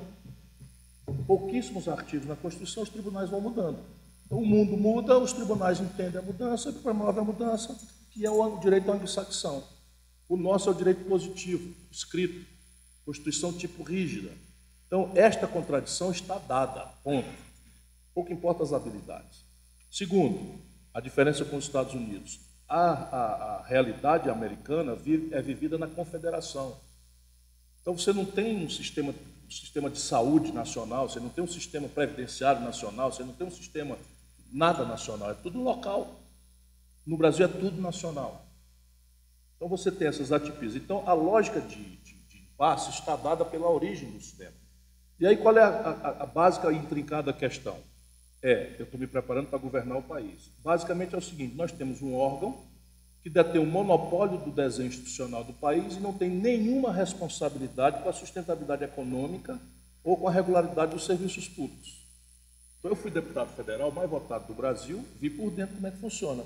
Um dia, com o aplauso da elite brasileira, a minha legislatura revogou a CPMF. Não estou dizendo que a CPMF é uma coisa boa, não, mas qual é o país do mundo que abre mão de 70 bilhões de reais num dia sem mexer nas despesas? E acha que isso vai acontecer impunemente? Isso é dinheiro no orçamento alemão, quanto mais no orçamento brasileiro. 70 bilhões, a elite aplaudiu, o Paulo Scar fez showmício na Paulista e tal. 7 dias úteis depois, a mesma legislatura votou a regulamentação da emenda 29, que determinou mais 60 bilhões de reais de gasto obrigatório com saúde.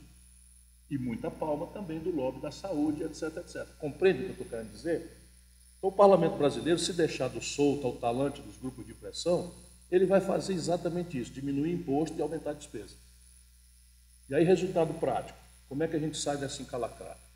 Eu penso que são 4 providências, 3 são atenuantes e 1 é um fusível, para acabar o curto-circuito. Primeiro, propor antes, ou seja, qualificar a relação de construção da liderança do país em cima de ideia, de projeto, de maneira que a população, ao votar no fulano, vote também nas ideias criticadas que ele vai apresentar.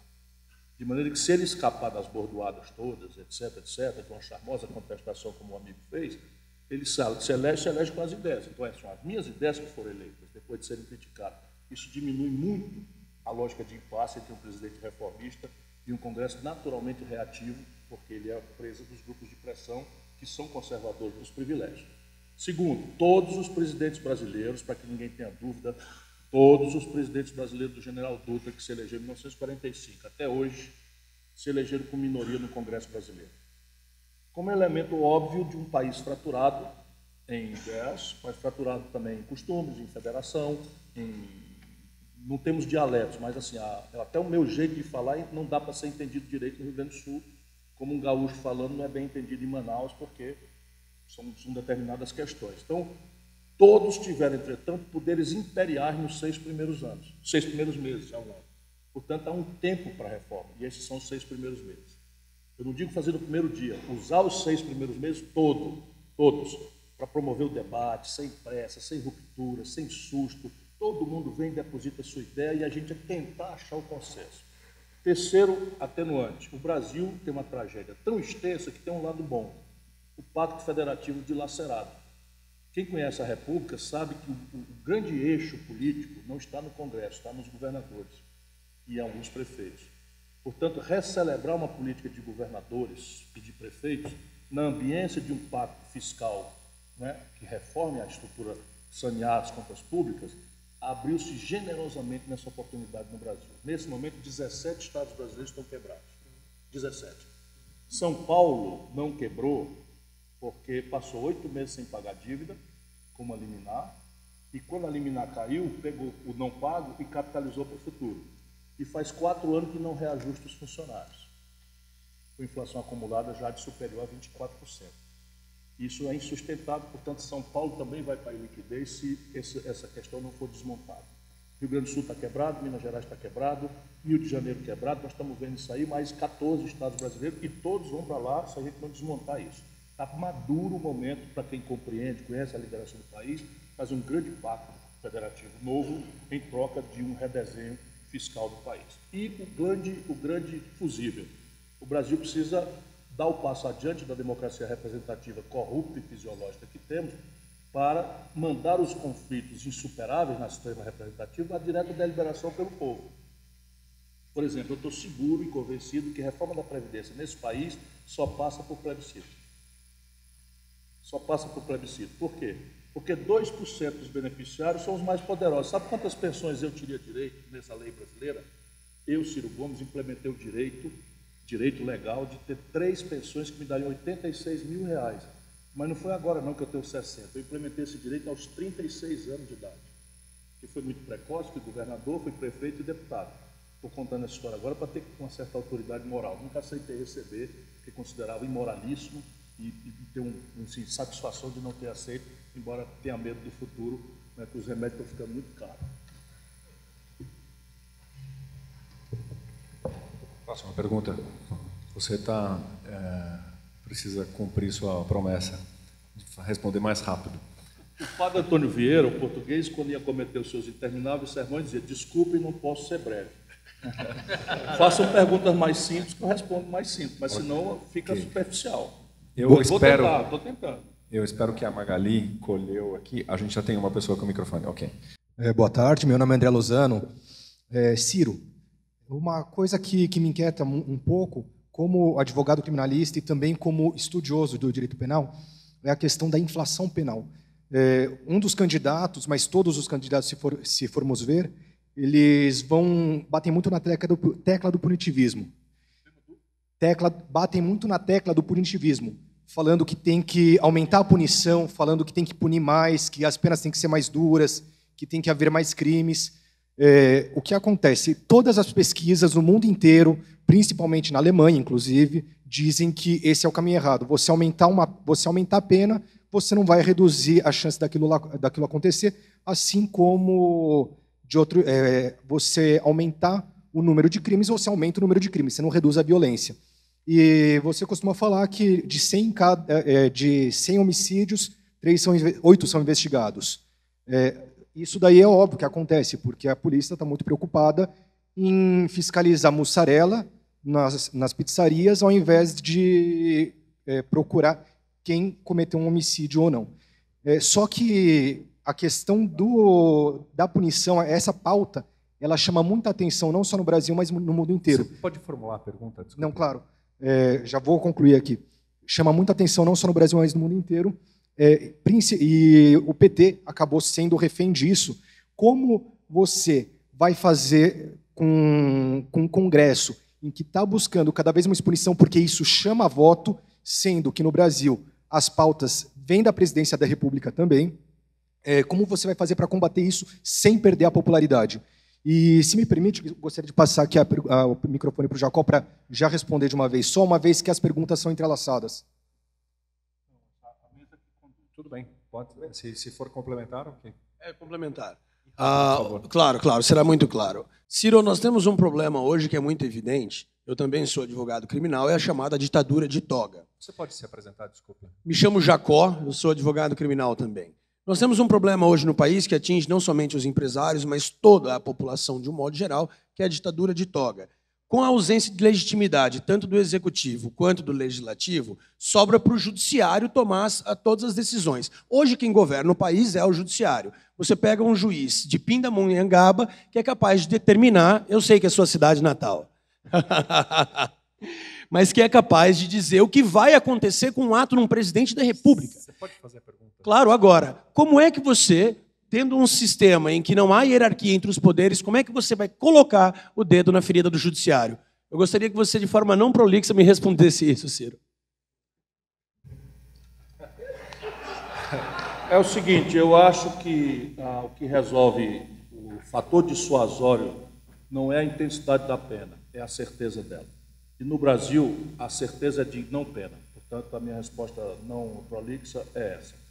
Quanto ao judiciário, o Montesquieu, quando montou a teoria dos três poderes, no L'Esprit de Loi, ele afirma que o poder político é uno e indivisível e que as funcionalidades do Estado devem ser divididas apenas porque o poder não controlado se corrompe.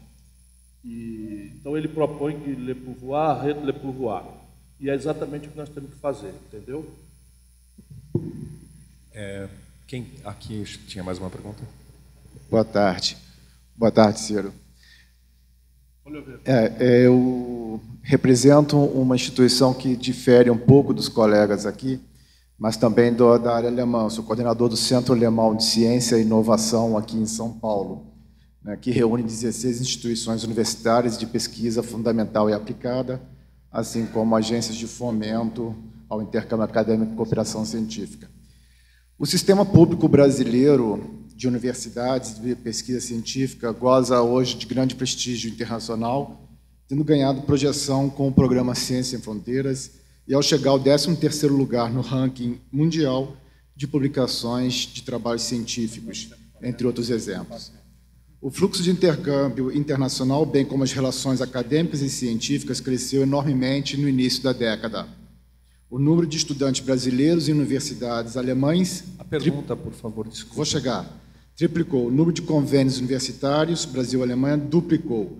Nos últimos anos, porém, o MCTI foi fundido com o Ministério das Comunicações e seu orçamento hoje é menor do que o orçamento da agência CAPES. Eu preciso da pergunta, senão a gente vai perder bastante tempo. Então, aqui. é o que, além de outros problemas que vão aí, foram acumulando.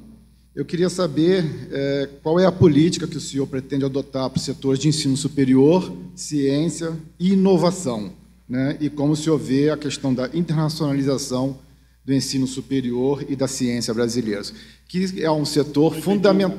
Como eu vejo o quê? A questão da internacionalização, né, do ensino superior e da ciência, que é um setor indispensável para todo o setor econômico. Muito obrigado. De novo, como toda pergunta inteligente, já está aí a semente da resposta. O problema brasileiro é como traduzir em gesto prático a ideia de que ciência e tecnologia é uma centralidade do processo de competitividade sistêmica global e que o Brasil está retrocedendo aceleradamente em matéria de autonomia tecnológica. E isso se deve a fatos muito óbvios. A tecnologia no mundo está se sofisticando, inclusive virando gueto em alguns lugares. Já é um outro drama, por exemplo, o Vale do Silício já replica práticas de relação de trabalho, de rentabilidade, etc., etc., completamente diferente do entorno dali na própria Califórnia. Isso que já é no mundo grave, no Brasil está ficando dramático. E, evidentemente, isso tem que ser feito com planejamento de expansão. Porque quando o amigo destaca que o Brasil é o 13º país do mundo em produção científica, o amigo não lembra, ou não é obrigado a lembrar nesse mesmo argumento, que o Brasil é o 76º país do mundo em registro de patente. Então, uma certa ciência inútil a que nós temos produzido, com todo respeito, né? 13º produção de papéis e zero consequência, ou pelo menos distantíssima consequência disso no aparato produtivo brasileiro, na inovação. Pudera. O orçamento do Ministério da Ciência e Tecnologia do Brasil é menor do que o da Ciência e Tecnologia de São Paulo, que já é em si muito pequeno. Portanto, é preciso resolver. Agora, o Brasil está proibido de expandir em termos reais 1 centavo que seja, porque nós fizemos aqui uma linda providência para resolver o problema de déficit, que é impor, via emenda à Constituição, um teto de gastos para 20 anos. Então, vão nascer 2.000 bebês por ano no Brasil nos próximos 20 anos, e o Brasil não pode expandir em termos reais a sua saúde. 2 milhões de garotos precisam de creche, de pré-escola, e o Brasil, por ano, de população adicional, e o Brasil não pode expandir o gasto com a educação. E o Brasil, para tirar o atraso em ciência e tecnologia, precisa realmente multiplicar por 10 a sua capacidade de levar meninos a estudar, de traduzi-los em ambiente de venture capital e de incubadora de empresa para que eles possam empreender, e o Brasil não pode expandir 1 centavo. Portanto, é preciso revogar essa PEC 95. Ciro, o Ingo está aqui apreensivo, querendo te fazer uma pergunta atual. Ciro, muito obrigado por esse debate de ideias que nós tivemos, olhando principalmente o longo prazo. Eu acho que foi extraordinariamente rico as propostas e as ideias colocadas. Eu gostaria de te dar a oportunidade, talvez, de falar um pouco do momento atual. Quer dizer, nós vamos sair daqui, a gente não sabe se vamos ter combustível suficiente no nosso tanque, como é que a gente faz com a nossa indústria. Queria te deixar a oportunidade para endereçar alguma coisa nesse sentido. Eu agradeço, Igor, porque talvez o exame dessa crise com um pouco mais de sobriedade, com menos passionalismo, não é fácil ficar sóbrio diante de tanta aberração, mostra mais ou menos no simbólico, com muita eloquência, o erro de paradigma, o erro de modelagem, de approach mesmo da economia política brasileira. Repare bem, qual é a razão desta crise?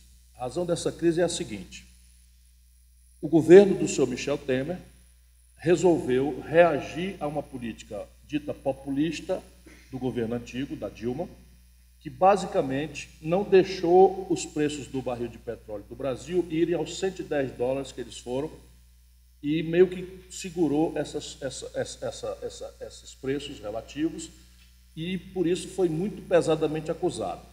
Eu não vou fazer a defesa da Dilma, mas eu quero dizer que quando ela foi derrubada, O barril de petróleo em Roterdã estava sendo cotado a $30 e a Petrobras estava cobrando no Brasil $98. O que ela não deixou foi a 110. Mas deixa isso para lá, não interessa. Para resolver aquilo que se criticou como uma aberração, o seu Pedro Parente, por delegação do presidente Michel Temer, resolveu adotar a seguinte política. O preço dos derivados de petróleo da Petrobras não serão mais apurados a custo Petrobras, mas a Roterdã, diariamente. E a Petrobras, porque vai cobrar a Roterdã, vai também dolarizar os preços públicos. Então, as tempestades perfeitas, elas vão se aperfeiçoando diante. Isto tem denúncia minha, quem quiser olhe no YouTube, em 2016, porque isso realmente não pode funcionar. O custo do barril de petróleo hoje do Brasil são $17. Roterdã está em 90. E aí o que acontece? O Pedro Parente segura as refinarias e hoje elas estão com 35% de capacidade instalada ociosos, abrindo caminho para traders, que são muito raros, aqui no caso do Brasil, a Bunge está fazendo, para comprar gasolina dos Estados Unidos em dólar e traz para cá. E a retórica é mercado. Ora, como mercado se a Petrobras, na prática, é um monopólio?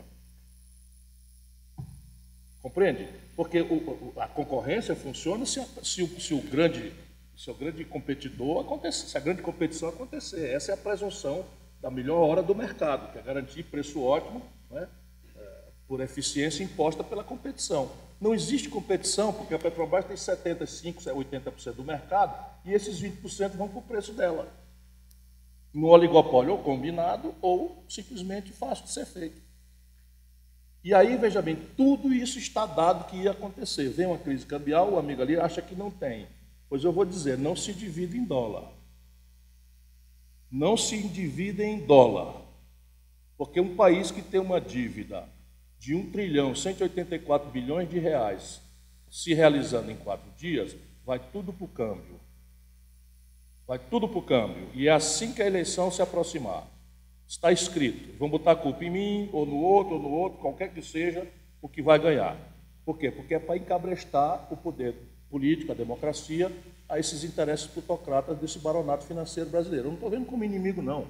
Eu apenas tenho clareza de onde é que está a andorinha dormindo de verdade. Então, repare, agora não tem mais saída. Nós podemos sofrer essa agonia muito gravemente, porque amanhã começa a greve dos petroleiros.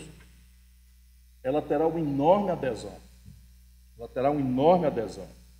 E isso vai agravar o problema de abastecimento do Brasil, e isso só acaba com uma providência: a demissão do seu Pedro Parente e a troca dessa política. Por quê? Porque o governo fez o oposto. Quando você tem um enfrentamento dessa natureza, quem tem experiência, você endurece para depois negociar. O governo amoleceu antes e depois resolveu endurecer quando ninguém mais acreditava nele. Nós estamos assistindo a uma certa desobediência civil. Os governadores não entraram no enfrentamento. O de São Paulo, por exemplo, está jogando brilhantemente, fazendo o que o governo federal não soube fazer, que é identificar a liderança, separar os interesses. Uma coisa são os transportadores, que já estão com a agenda atendida. E como? Espetando 14 bilhões de reais na combalida conta pública brasileira. Em nome de quê? Em nome de preservar o interesse do acionista minoritário numa hora como essa. Essa é a grande questão. A que senhor nós queremos servir?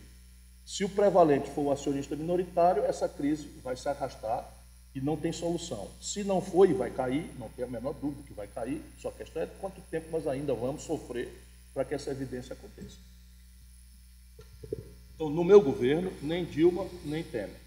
No meu governo haverá uma matriz de custos validada pelo mercado, transparente, e a estrutura de custos vai ser aquela: custo de produção, remuneração do imobilizado, pagamento da depreciação, mais um lucro em linha com os competidores internacionais. E o acionista minoritário que achar ruim, o Brasil está comprando comigo. Comigo o Brasil compra a Petrobras. Ciro, eu queria agradecer em nome das Eurocâmaras e do clube a sua presença. Aqui tem um pequeno presente para você comemorar em algum momento tranquilo com a sua esposa que vem acompanhando a sua vida aqui. Muito obrigado.